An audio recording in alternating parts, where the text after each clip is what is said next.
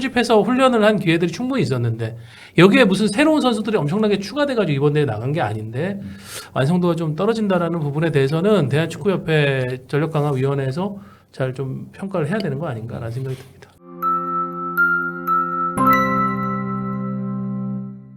자, 사우디아라비아에서 AFC 23세 아시안컵이 개막을 했습니다. 이번에는 올림픽 티켓이 걸려있지 않기 때문에 상대적으로 뭐 덜 중요하다라고 할 수 있을지 모르겠습니다만 이번 이제 9월달에 아시안 게임이 또 있지 않습니까? 나고야에서 열립니다. 그 대회를 앞두고 어떻게 보면 본격적인 시험 무대다.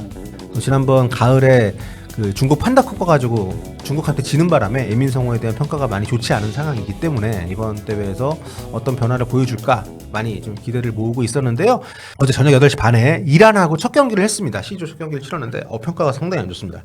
예, 이 첫 경기에서 0대0 무승부가 나왔고요. 뭐 이란이 대표팀에서는 정말 강팀 중에 한 팀이지만 연령별 대표팀에서는 사실 우리가 충분히 맞붙어 볼 만한 상대거든요. 그럼에도 아쉬운 경기력 속에 0대0 무승부가 있었고 여기에 부상 악재까지 겹치면서 앞으로의 전망도 조금 어둡게 됐습니다. 네, 사실 C조가 그러니까 이번에 아시아가 전체적으로는 상향 평준화가 됐기도 했고 연령별 대표팀 같은 경우는 또 각 나라별로 센 나라들은 주요 선수들이 해외에 나가 있거나 이런 이유로 참가를 못하고 이런 부분 때문에 굉장히 생각보다 격차가 크지 않습니다. 우리가 성인의 아시안컵 때도 봤습니다만 그러니까 아시아 축구도 점점 재밌어지고 있는 건데 그런 상황 속에서 우리가 조편성이 좀 안 좋은 것도 사실이에요. 우즈베키스탄, 이란, 또 레바논 이렇게 편성이 됐기 때문에 조 2위를 해야만 8강에 올라갈 수 있는 굉장히 빡빡한 그런 일정입니다. 그래서 이란과의 경기 승리가 좀 필요했었는데 0대0으로 좀 마무리가 좀 됐고요. 김희정 기자가 얘기한 거 이제 부상 얘기는 일단 먼저 말씀을 드리면 이제 강상윤 선수죠. 네, 강상윤 선수가 전반 26분에 별다른 접촉 없이 경기장 위에 쓰러졌거든요. 그래서 곧 정승배 선수랑 교체가 됐는데 후반 초반에 중계화면에 또 잡혔습니다. 이제 보조 장치를 차고 왼쪽 무릎에 이제 목발 짚은 장면이 나오면서 아마 이번 대회는 조금 소화가 어렵지 않을까 그런 우려를 낳는 그런 부상이었습니다. 강상윤 선수 몸 상태가 좀 합류할 때도 좀 걱정스럽긴 했었나요? 뭐 얘기가 좀 있는 것 같은데? 시즌 말미에도 이제 네. 발목 부상이 있었고요. 강상윤 선수가 이전에도 이민성 감독이 23세 이하, 작년에 22세 이하였죠. 대표팀에 소집하려고 할 때마다 소속팀에서 입은 부상 이런 문제들로 인해 가지고 거의 오지를 못하고 있던 상황이었죠. 그러다 보니까 이민성 감독도 이번 대회에는 좀 강상윤 선수를 직접 확인하고 싶었던 바람이 커서 소집을 해가지고 첫 경기부터 이제 선발 출전을 시켰는데 안타까운 부상을 당했고 아마 남은 대회를 소화하기 어려운 정도의 부상이라고 하면은 하루 이틀 내에 대한축구협회에서 부상 이제 검사 결과에 대해서 공지를 하고 강상윤 선수는 23세 이하 대표팀 떠난다라는 거를 알릴 것 같습니다. 네, 일단 아직 그 정밀 검진 결과가 안 나왔기 때문에 상황을 좀 봐야겠습니다만 화면에 보여진 모습만 보더라도 좀 쉽지는 않아 보이는 게 사실이라서 강상윤 선수 뭐 개인적으로도 그렇고 전북 팀도 그렇고 이 대표팀도 그렇고 굉장히 큰 타격이 아닐 수 없고요. 지난 시즌에 K리그 베스트 11 아니었습니까? 정말 좋은 활약을 펼치면서 또 멀티플레이어로 대표팀도 발탁이 됐었고 강상 선수의 이탈이 좀 큰데 또 이제 막판에 김태원 선수도 좀 경련 와가지고 부상으로 나가기도 했고요. 네, 맞죠. 여러 가지로 좀 어수선한 상황인데 문제는 뭐 부상은 이제 안타까운 얘기지만 부상하고 상관없이 이날 경기력도 0대0으로 끝나기도 했습니다만 90분 동안 유효슈팅이 없었더라고요. 후반 추가 시간에 네. 유효슈팅이 나왔는데 물론 전반 19분에 김태원 선수가 가마차기로 골망을 흔들긴 했습니다. 하지만 이것은 이전 상황에서 패스를 줬던 배현서 선수가 오프사이드 위치에 있었기 때문에 득점이 취소되면서 슈팅도 기록이 되지 않았고요. 후반 추가 시간 4분에야 유효슈팅이 나왔습니다. 이게 이날 한국의 유일한 유효슈팅이었는데요.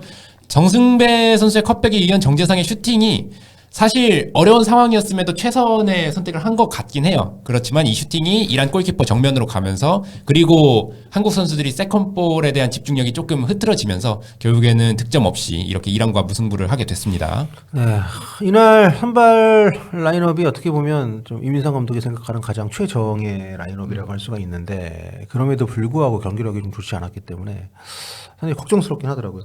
어떻게 보셨습니까? 이게 이민성 감독이 추구하는 압박 강도가 어느 정도인지는 알겠어요. 근데 이 압박이 공격으로 이어졌냐 혹은 단단한 수비로 이어졌냐 하면은 그거는 의문이 듭니다. 공격은 조금 패턴이 단순화하면서 조금 답답했고요.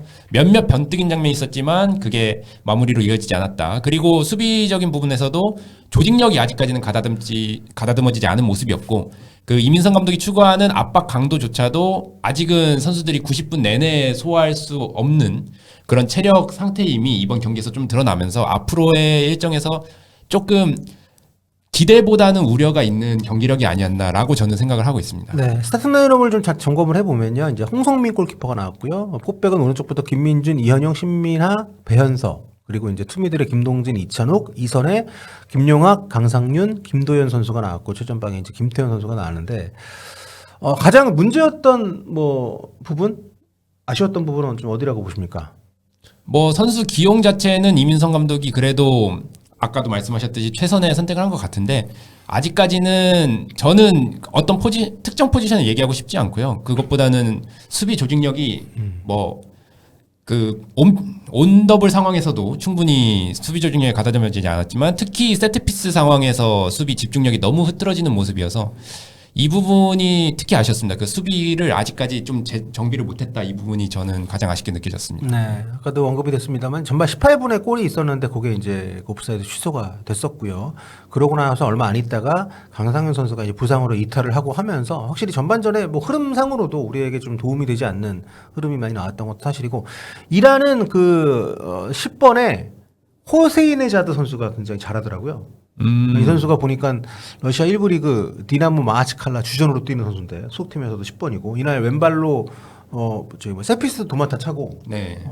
근데 이 선수만 돋보이는 것이 아니라 기본적으로 선수들의 개인 기량 자체가 우리에 비해서 크게 떨어진다라고 볼 수 없는 수준의 팀이었기 때문에 우리가 못 이긴 거에 대해서는 저는 그럴 수 있다고 봐요. 다만 이제 경기 내용 과정에서 결국 많은 상황에서 선수들이 어떤 개인의 어떤 팀으로서의 약속이라기보다는 개인 플레이로 패스 주고받으면서 중앙에서 뚫는다거나 이렇게 작은 지역에서 선수들이 스스로 해결하려는 모습들을 통해서 기회를 만드는 것들이 거의 전부였기 때문에 좀 아직 팀으로서 수성이 덜 된 느낌이 확실히 좀 들었고 근데 이게 첫 소집이 아니고 그동안 판다컵도 나갔었고 좀 그래도 감독이 온 지도 꽤 시간이 됐기 때문에 10월에도 우리가 사우디아라비아에 가가지고 네. 두 차례 경기를 그쵸. 치렀었고 그게 좀 아쉬운 거예요. 왜냐하면 다른 나라들도 우리보다 더 소집을 많이 했거나 조직력을 다질 시간이 더 있었거나 그러지 않거든요. 23세 대표팀의 특징이라는 게 그렇습니다.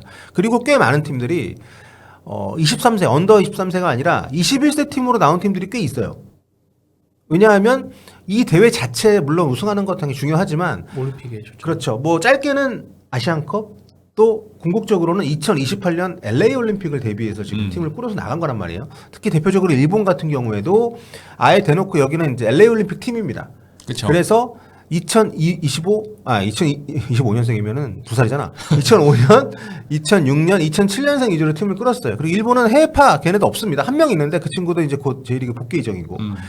그런데 제가 어제 그 일본 경기 중계를 했거든요. 5대 0으로 이제 이겼는데 정말 잘합니다. 네, 정말 잘하고 조직적으로 이런 걸 떠나가지고 감독이 하려는 축구가 뭔지에 대해서 측면 쪽에서 이제 풀백과 윙어들의 어떤 스위칭이라든지 또 중원에 있는 선수들이 수비 쪽에서 받아주고 올라가는 모습 또 풀백들이 올라갔을 때 미드필더가 내려와서 자연스럽게 또 커버를 쳐주는 이런 것들이 굉장히 잘 돌아가는데 저는 23세라 하더라도 대표급에 오는 선수들은 기본적인 축구 지능이나 어떤 팀적으로 어떤 철학이 공유가 됐을 때 거기에 따라서 움직이는 것들이 저는 빠르게 될 수 있는 수준이라고 생각을 하거든요.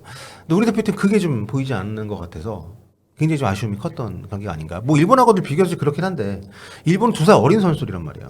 그렇죠. 네, 그런데도 이렇게 하는 걸 보면서 하물며 베트남도 요즘 아시아권에서 떠오르는 강호인데 아, 요르단을 그쵸. 상대로 굉장히 영리한 경기 운영 잘하더라고요. 네, 그런 걸 보여주면서 이제 2대 0으로 승리를 했는데 우리 김상식 감독. 이게 조금 그러니까 이민성 감독이 이 연령별 대표팀에 와서도 사실은 대전하고 비슷한 축구를 하고 있어요.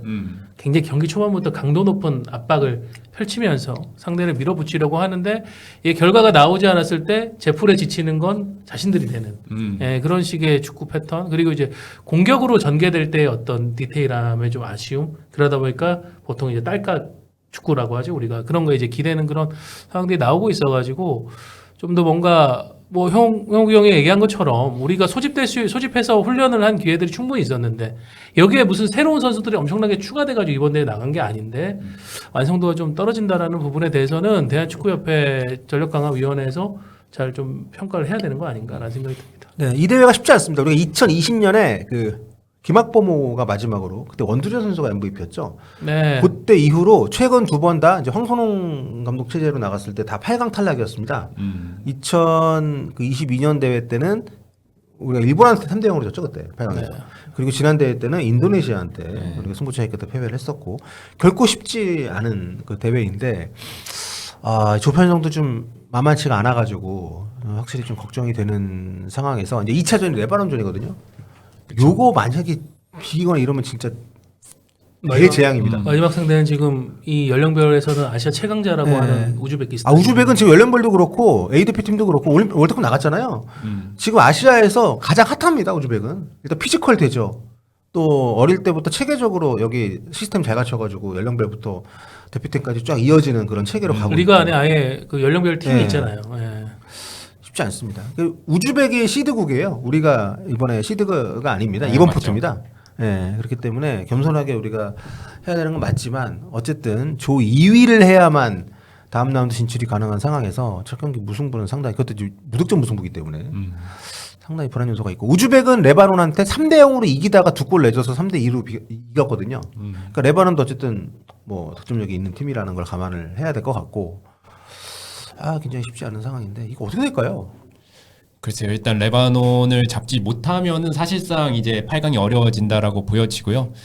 레바논을 일단 잡고 생각을 해야 될 텐데 모르겠습니다. 이게 조별리그가 또 3경기가 좀 짧은 간격으로 치러지다 보니까 이민성 감독도 이런 선발진 구성에 있어서 레바논전과 우즈벡전이 조금 다르게 할 것 같은데 그거에 대해서는 고민을 좀 더 할 것 같습니다. 그러니까 이게 우리는 아시안 게임이 중요하잖아요. 선수 병역에 걸려 있기 때문에.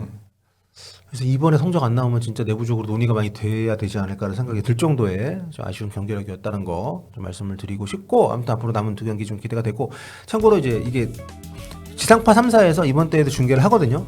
3사가 이제 뽑기를 했는데 MBC가 4강이랑 결승전을 뽑았어요. 못 가면 어떡하지? 네, 아무튼 뭐 가겠죠. 네, 아무튼 좋은 활약 앞으로 기대하도록 하겠습니다.